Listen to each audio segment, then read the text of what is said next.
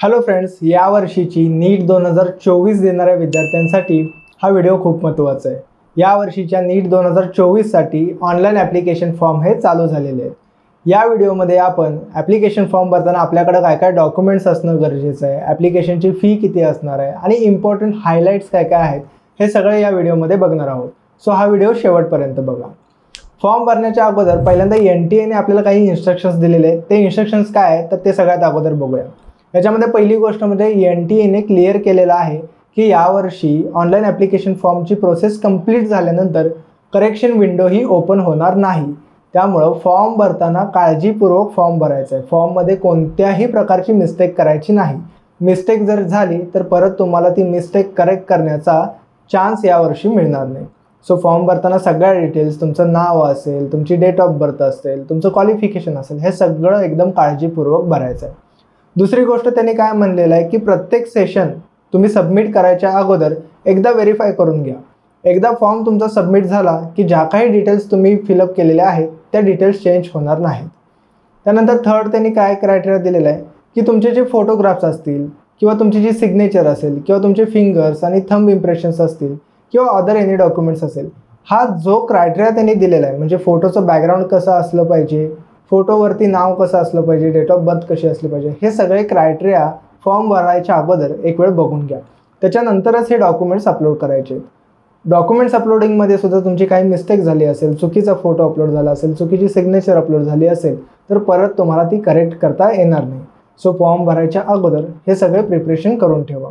त्यानंतर लास्टला त्यांनी काय म्हणलेलं आहे की तुमच्याकडे तुमचा मोबाईल नंबर आणि ईमेल ID हे व्हेरीफाय करून घेणं गरजेचं आहे। म्हणजे फॉर्म भरतेवेळी तुम्हाला मोबाईल नंबरवरती OTP सुद्धा येतो आणि मेल ID वरती सुद्धा OTP येतो।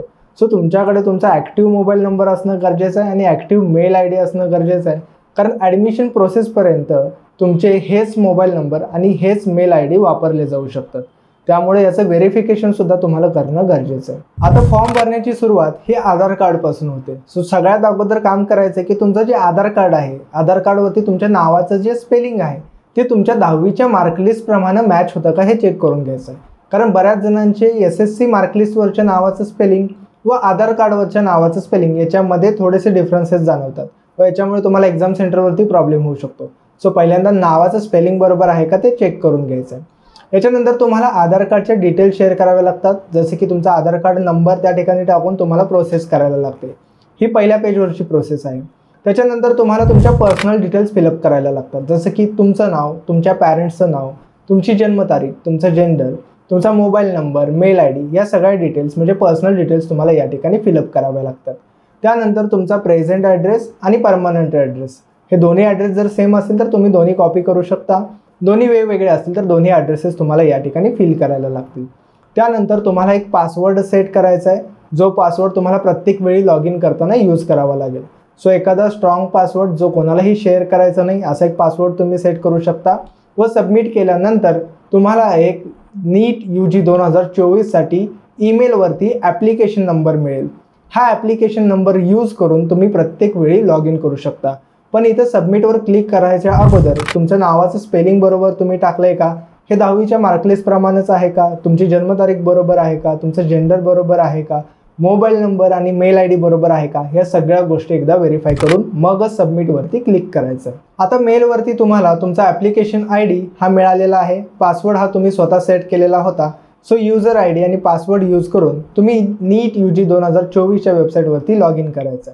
लॉग इन केल्यानंतर आता तुम्ही रजिस्ट्रेशनसाठी ज्या डिटेल्स दिल्या होत्या त्या ऑटोमॅटिकली ॲटोफिल ह्या तुम्हाला फर्स्ट पेजवरती दिसतील। आता इथं आपल्याला फिल काय काय करायचं आहे तर तुमचे वडील काय करतात, म्हणजे नोकरी करतात का व्यवसाय करतात, तर त्यातला एक ऑप्शन तुम्हाला तिथं सिलेक्ट करायचा आहे।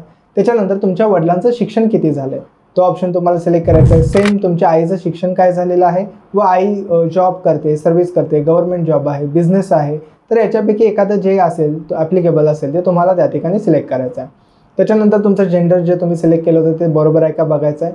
कोणत्या कॅटेगरीमधून तुम्हाला फॉर्म भरायचा आहे हे तुम्हाला इथं सिलेक्ट करायचं आहे। ही स्टेप खूप महत्त्वाची आहे।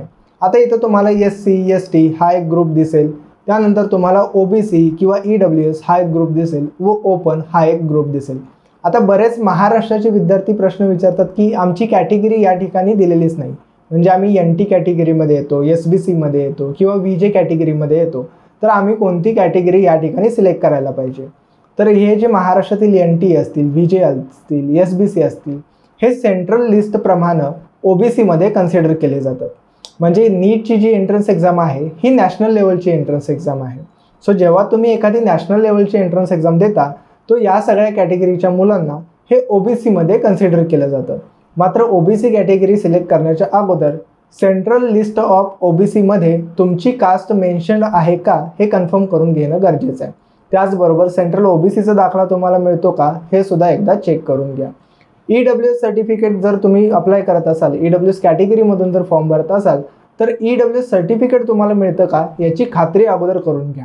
आत्ता जरी आपल्याला कॅटेगरीचे सर्टिफिकेट हे अपलोड करायला कंपल्सरी नसलं तरीसुद्धा जेव्हा ॲडमिशन प्रोसेस चालू होणार आहे ती जून किंवा जुलैमध्ये, त्यावेळी मात्र तुम्हाला हे EWS सर्टिफिकेट असेल किंवा OBC सर्टिफिकेट असेल किंवा SC STचे कास्ट सर्टिफिकेट असतील हे त्यावेळी तुम्हाला सबमिट करावे लागतात.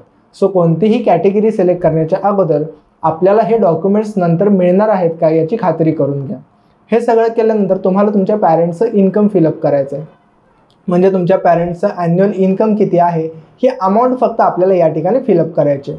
इन्कम सर्टिफिकेट हे आपल्याला अपलोड करायला लागत नाही. फक्त अमाऊंट किती आहे हे अमाऊंट फक्त आपल्याला सिलेक्ट करायचे व जेव्हा ॲडमिशन प्रोसेस चालू होईल तो त्याच अमाऊंटचं किंवा त्याच्या आसपासच्या अमाऊंटचं इन्कम सर्टिफिकेटसुद्धा तुम्हाला सबमिट करावं लागेल. त्यानंतर जर तुम्ही रिलिजियस मायनॉरिटीमध्ये येत असाल, म्हणजे जर तुम्ही मुस्लिम कॅटेगरीमध्ये असाल किंवा तुम्ही जैन असाल तर तुमच्या रिलिजियस प्लेसवरून तुम्हाला जैन मायनॉरिटीचं असेल किंवा मुस्लिम मायनॉरिटी असेल तर हे सर्टिफिकेट मिळतात का कन्फर्म करून घ्या. जर ते मिळत असेल तर रिलिजियस मायनॉरिटीच्या कॉलमला तुम्ही क्लिक करू शकता. त्यानंतर तुमची नॅशनॅलिटी, तुम्ही इंडियन आहात का फॉरेनर आहात ते तुम्हाला सिलेक्ट करायचं आहे. व तुम्ही जे ID प्रूफ या ठिकाणी अटॅच करत असाल, समजा तुम्ही जर आधार कार्ड सिलेक्ट करत असाल तर आधार कार्डचा जो तुमचा आधार कार्ड नंबर आहे तो नंबर तुम्हाला या ठिकाणी द्यायचा. हे केल्यानंतर तुमची फर्स्ट स्टेप म्हणजे पर्सनल डिटेल्सची स्टेप ही कंप्लीट होऊन जाईल. यानंतर सेकंड स्टेप आहे ते म्हणजे डिसॅबिलिटीच्या डिटेल्स. जर तुम्हाला डिसॅबिलिटी नसेल तर नो म्हणून तुम्ही प्रोसीड करू शकता. जर तुम्ही डिसॅबिलिटी कॅटेगरीमध्ये येत असाल तर तुमची डिसॅबिलिटी कोणत्या प्रकारची आहे, किती टक्के तुम्हाला डिसॅबिलिटी आहे व तुम्हाला एक्झामसाठी स्क्राईब रिक्वायर्ड आहे का, तर या सगळ्या डिटेल्स तुम्हाला या कॉलममध्ये सिलेक्ट करायचे. यानंतर तुम्हाला तुमच्या एक्झाम सेंटर डिटेल्स या फिलअप करायचे. याच्यामध्ये तुमचा जो नीटचा क्वेश्चन पेपर असणार आहे हा कोणत्या लँग्वेजमध्ये तुम्हाला हवा आहे ती लँग्वेज तुम्हाला सिलेक्ट करायची आहे. मोस्टली आत्ता जी लँग्वेज तुम्ही सिलेक्ट करणार असाल त्याच लँग्वेजमध्ये तुम्हाला क्वेश्चन पेपर हा दिला जाईल व त्याच्यामध्ये नंतर चेंज केला जाणार नाही. सो ज्या क्वेश्चन पेपर तुम्हाला ज्या लँग्वेजमध्ये हवा आहे तीच लँग्वेज या ठिकाणी सिलेक्ट करणं गरजेचं आहे. मोस्टली इंग्लिशच सिलेक्ट करणं तुमच्यासाठी बेटर राहील. त्यानंतर एक्झामसाठी तुम्हाला कोणतं स्टेट हवं आहे ते स्टेट या ठिकाणी फिलअप करायचं आहे. आता परमनंट ॲड्रेसमध्ये तुम्ही जो ॲड्रेस दिला असेल, सपोज तो महाराष्ट्राचा असेल तर इथं स्टेटमध्ये तुम्हाला फक्त महाराष्ट्र हा एकच ऑप्शन दाखवेल. कदाचित याच्यामध्ये पुढं चेंजसुद्धा होऊ शकतो, पण सध्या तरी जर तुम्ही ॲड्रेसमध्ये महाराष्ट्र दिला असेल तर स्टेटमध्ये सुद्धा तुम्हाला महाराष्ट्र हा एकच ऑप्शन दिसणार आहे. त्याच्यानंतर एक्झाम सिटीज हे मिनिमम 2 ऑप्शन्स तुम्हाला या ठिकाणी द्यायला लागतात.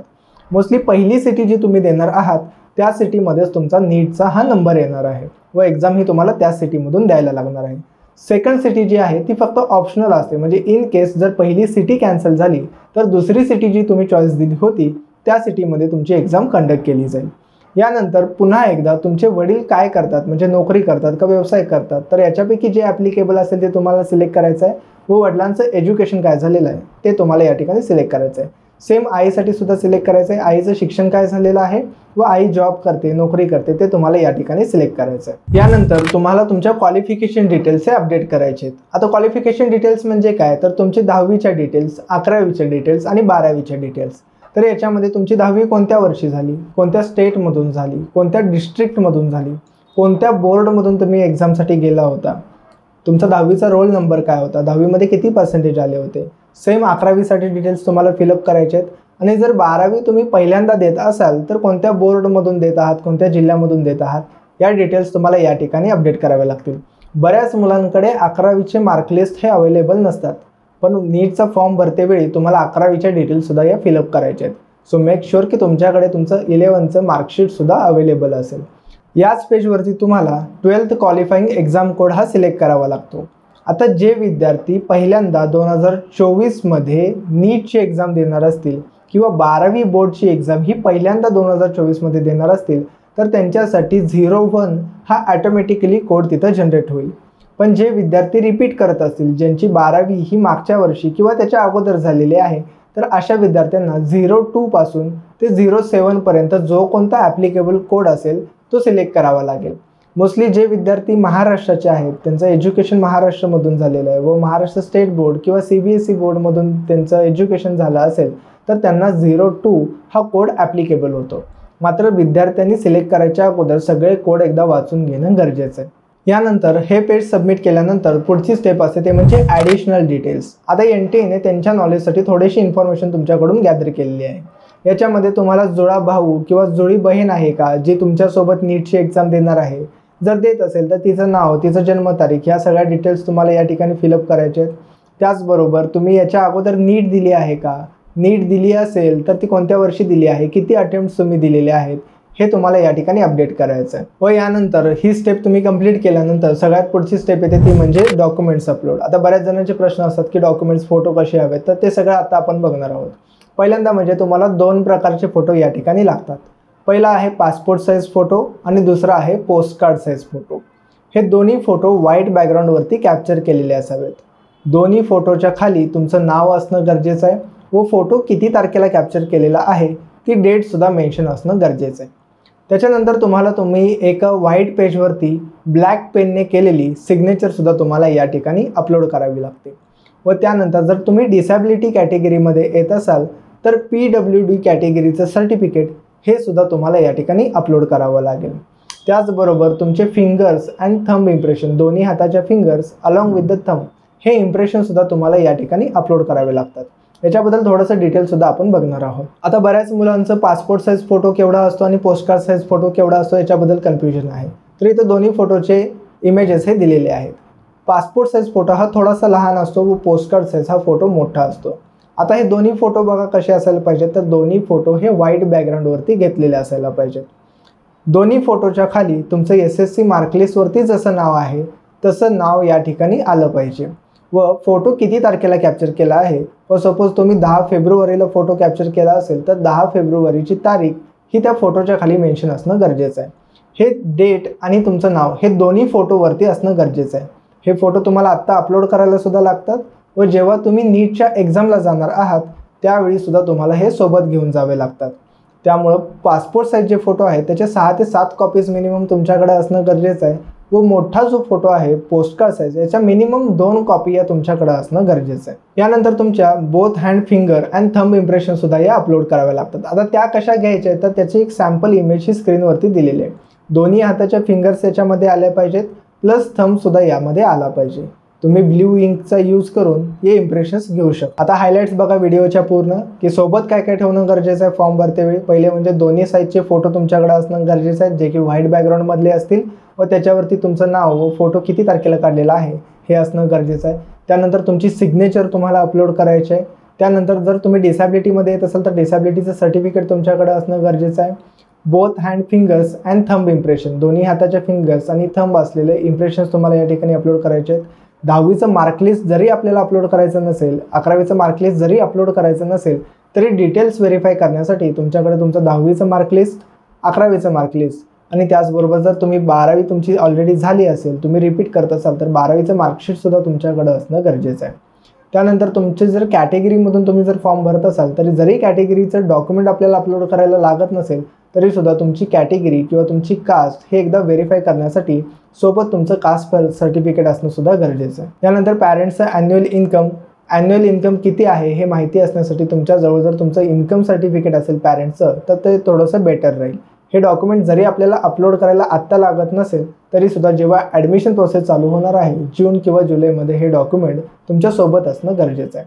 त्यानंतर जर तुम्ही रिलिजियस मायनॉरिटीमधून येत असाल तर रिलिजियस मायनॉरिटीचं सर्टिफिकेट हे तुमचं निघतं का ह्याचं कन्फर्मेशन तुमच्याकडं असणं गरजेचं आहे. अपलोड फक्त आपल्याला सध्या फोटोज करायचे आहेत, तुमचे सिग्नेचर करायचे आहेत, तुमचे थंब इम्प्रेशन्स करायचे आहेत, फिंगर इम्प्रेशन्स करायचे आहेत आणि जर PWD कॅटेगरीमध्ये येत असाल तर PWD कॅटेगरीचं सर्टिफिकेटसुद्धा या ठिकाणी आपल्याला अपलोड करायचं आहे. आता सगळ्यात इम्पॉर्टंट म्हणजे फॉर्म भरतेवेळी आपल्याला किती फी ही पे करायची आहे. जर तुम्ही ओपन कॅटेगरीमध्ये असाल तर 1700 रुपये ही ऑनलाईन ॲप्लिकेशनची फी आहे. जर तुम्ही OBC NCL मध्ये येत असाल किंवा तुम्ही जनरल कॅटेगरीमध्ये आहात पण EWS सर्टिफिकेट निघतंय हे तुम्हाला कन्फर्म माहिती असेल तर तुमच्यासाठी 1600 रुपये ही ऑनलाईन ॲप्लिकेशनची फी आहे. व जर तुम्ही SC, ST, PWD किंवा थर्ड जेंडर कॅटेगरीमध्ये येत असाल तर 1000 रुपये ही ऑनलाईन ॲप्लिकेशनची फीज आहे. याच्या व्यतिरिक्त तुम्हाला काही इन्फॉर्मेशन हवी असेल तर कमेंट बॉक्समध्ये तुम्ही लिहू शकता किंवा स्क्रीनवरती आरंभ करिअरचा हेल्पलाईन नंबरसुद्धा दिलेला आहे. त्याच्यावरती तुम्ही कॉन्टॅक्ट करून तुमचे डाऊट्स क्लिअर करून घेऊ शकता. लवकरच तुमच्या 12वी बोर्डच्या एक्झामसुद्धा चालू होत आहेत. सो त्याच्या अगोदर तुमचा नीटचा फॉर्म भरून घ्या. त्याचबरोबर CETचे फॉर्म जरी पेंडिंग असतील ते सुद्धा त्याच्या अगोदर भरून घ्या. थँक्यू.